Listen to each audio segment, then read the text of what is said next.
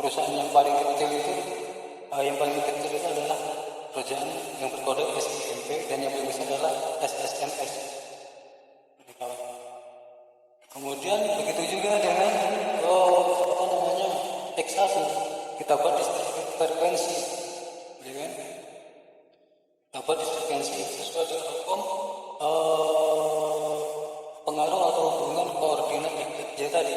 Jadi yang diminta X naik, Y naik, maka kita buat distribusi frekuensi dari yang kecil sampai yang besar, sama dengan Y dari kecil yang besar. Datanya tetap juga, cuma posisinya ini yang kemudian dapatlah distribusi frekuensinya ini, ya kan? Ini X aslinya, ini distribusi frekuensinya. Akhirnya kita dapat nilai koreksi. Nilai koreksi ini adalah selisih antara frekuensi dikurangi dengan asli ini, kawan. Artinya, kalau kita ingin membuat ada pengaruh X1 terhadap Y, maka data asli kita harus dikurang 0,29. Perusahaan yang kedua dikurang 0,114 dan selanjutnya perusahaan yang ke-14 ini harus ditambah 0,16. Kalau positif berarti tambah kurang tinggi. Tidak ada yang kurang tinggi dan kurang rendah. Tapi kita tidak mereka tetap data data pribadi kita, cuma kita rubah tempatnya aja, kita tukar pusatnya kan. Dengan demikian udah sarkas tadi adalah terdapat korelasi sangat dapat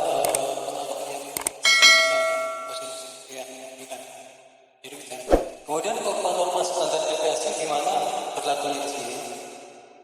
Kurva normal standar deviasi yang disebutkan tadi sebagai prinsip kedua untuk merasa data supaya habis putus terima adalah ini kawan. Yang merah, yang putih, kemudian yang hijau. Yang merah ini adalah gambaran dari kurva normal tadi kawan. Kurva normal yang di ini yang rendah berarti sebelah kiri, yang runcing kiri, ini yang runcing kanan, kemudian yang putih ini tengah-tengahnya lebih banyak nih. Banyak. Jadi ini artinya tidak berarti apa ya? Tapi adalah yang rendah dan yang tinggi ini kan. Tapi kalau ingin hasilnya sangat berpengaruh ya kita ubah semua seperti ini semua. Ini dia kurva normal tadi kawan. Ini kurva normal ada di belakang saya ini kawan. Ini tadi saya gambarkan, ini yang tengah ini adalah yang rata-rata atau nilai yang tidak banyak berpengaruh hubungan pengaruh antara X dan Y. Yang di sini saya tambahkan yang putih ini kan. Kemudian ini dari sini ke sana itu yang kanan lebih yang tinggi dari yang di bawah ini, nilai-nilainya lebih tinggi. Kemudian yang ini ke kiri adalah yang lebih kecil ini kan. Begitu kan. Inilah penerapan prinsip dari kurva normal standar deviasi dalam merkasa data agar proses terima. Kan? Oke kawan. Kita sudah dapat merubah data X1, kemudian X2 tetap, kemudian X3 begitu juga. X3 begitu juga. X2 tetap juga. Alasannya tadi itu karena dia berusaha X3 dengan cara yang sama kan. Kita menerapkan prinsip koordinat X dan Y, X naik, Y naik. Maka kita harus melakukan distribusi frekuensi antara Y dan X3. Kemudian kita dampingkan ini distribusi dari Y. Ini distribusi frekuensi dari X, ini kawan, ini data asli, kemudian kita selisihkan adalah ini kan. Jadi nampak bahwa untuk mendapatkan ada pengaruh yang signifikan antara X3 dengan Y, maka pada perusahaan SMP harus dikurangi 0,305 digit. Kemudian pada perusahaan GZCO sudah pas kawan, artinya 0 berarti pas. Kemudian juga perusahaan yang ke-6 Semarang pas juga. Perlu tambahan datanya. Kemudian data yang dikurangi dengan ini kawan. Jadi ini baru harus tambah. Dengan demikian maka data akan menunjukkan ada pengaruh yang signifikan data agak banyak. Oke kawan, berdasarkan hasil otak-atik data tadi, maka kita buat rangkuman baru, database baru yang kita mau kita olah SPSS sebagai berikut. Y asli, X1 berubah berdasarkan distribusi frekuensi dan kurva normal. X2 tetap dan X3 berubah berdasarkan distribusi frekuensi dan kurva normal.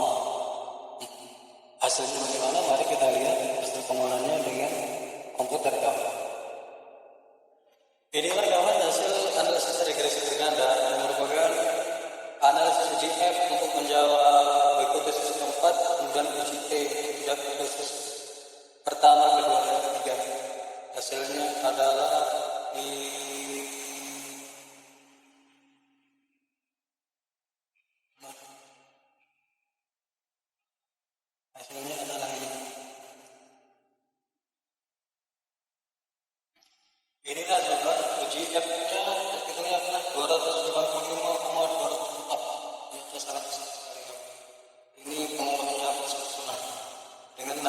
frekuensi 0,0. Jadi ini nyaris ratusan, sedangkan tabelnya itu cuma ribuan. Jadi dari sini tampak bahwa ini adalah ketegangan remote. Ini dah jelas hipotesis prima. Kemudian F ini pasti besar dari tabel, karena ini dah 50%. Kalau ini lebih fixnya kecil dari 0,5%, ini besar dari tabel. Dengan itu dapat disebutkan adalah hipotesis prima. Itu terdapat pengaruh yang secara simultan antara ketiga parameter Y. Kemudian bagaimana pengaruh antara masing-masing variabel pada X pada T. Ini kan dalam T ini nilai-nilainya. Ya. Dalam T ini nilainya dihitung, ini signifikansinya. Jadi nampak bahwa signifikansi dari ketiga variabel itu adalah dari 5%. Kemudian secara otomatis ini akan bisa dari tabel dengan kesimpulan ketiga variabel bebas pada kita kesimpulan tabel Y. Jadi kesimpulannya adalah hipotesis keempat-empatnya adalah diterima. Jadi upaya kita dalam mentransformasi atau mengotak-atik data dengan komputer telah berhasil untuk mengantarkan hipotesis menjadi diterima semuanya, tanpa kita melakukan pembohongan publik atau tanpa kita mengada-ngada data. Tapi tetap data yang kita dapatkan yang kita masukkan cuma kita rubah-rubah kedudukannya berdasarkan distribusi frekuensi gitu. Oke kan, inilah intinya. Jadi dari sini sudah terjawab hipotesis terima.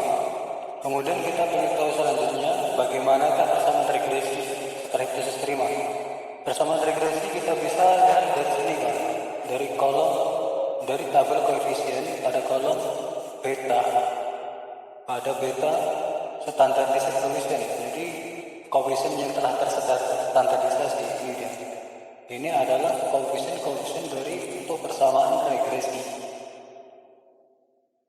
Dari sini dapat kita simpulkan bahwa persamaan regresi ini adalah berarti berdasarkan uji F. Uji F-nya signifikan berarti uji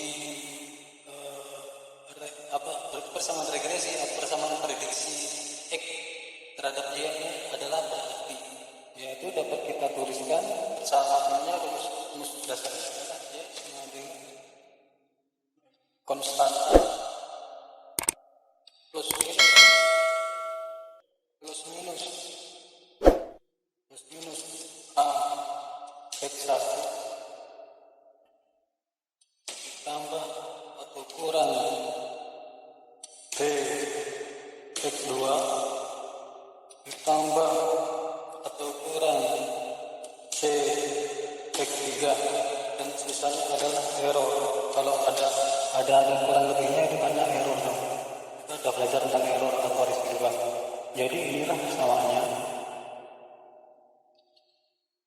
Ini persamaan umumnya, rumus persamaan umum. Kemudian dari sini maka dapat kita masukkan Y sama dengan Y sama dengan K. K itu ini kawan, konstanta.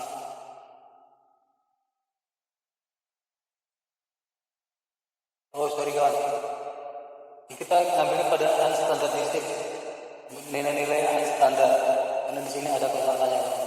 Yang standar konstantanya, jadi nilai ini yang kita ambil, bukan ini kan, karena ini nilai standar yang tidak ada konstantanya. Jadi kita cari yang ada konstantanya. Ini kawan. Jadi kita pindah aja dapat. Kita pindah aja ke sini kan. Y sama dengan K konstanta negatif, 0,229 negatif 0,229. Kemudian koefisien X1 adalah positif, berarti ditambah. Oh ini kan, berarti ini kan positif, berarti ini artinya ditambah. Tambah ini kawan 1,382.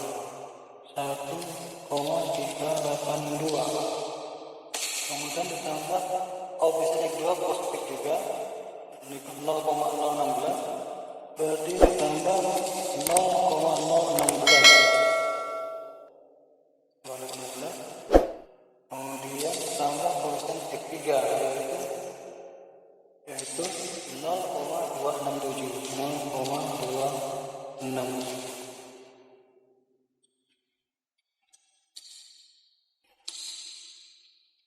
Jadi inilah kawan persamaannya dari regresi. Persamaan regresi dengan gandanya adalah Y sama dengan negatif 0,229 ditambah 1,382 tambah 0,0816 tambah 0,267. Tentu di sini adalah X1, ya kan? Di sini X2 dan di sini adalah 3. Jadi cara membacanya adalah jika nilai X1, X2, dan X3 adalah 0, artinya tidak ada CSR, tidak ada pertumbuhan penjualan, ada ukuran perusahaannya adalah 0, maka Y-nya itu atau nilai perusahaannya akan negatif. Besar negatif adalah 0,229.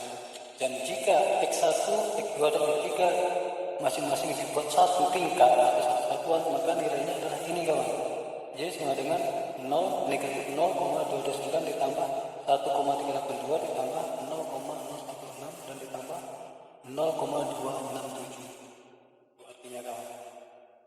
Oke, kita sudah mendapatkan persamaan regresi, uji hipotesis F dan uji hipotesis T.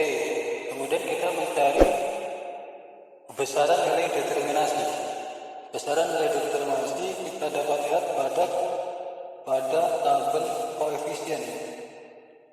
Pada tabel koefisien kawan. Koefisien. Pada tabel sumari ini. Model sumari ini dapatkan R produk momen kawan. Suatu besar hubungan sebesar 0,994. Kemudian R sekuarnya ini adalah determinasi ini kawan.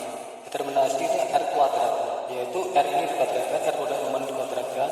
R ini adalah hubungan antara X dengan Y secara sama-sama.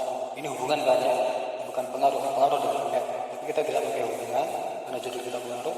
Tapi kita hubungan di sini kita untuk mencari determinasi aja kan. Kita cari R kuadrat, R kita katakan dapat 0,989. Jadi determinasinya dapat 0,8 determinasinya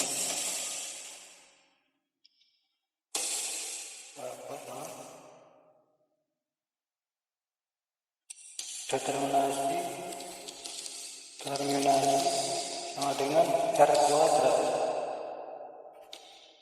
Determinasi sama dengan R kuadrat sama dengan 0,989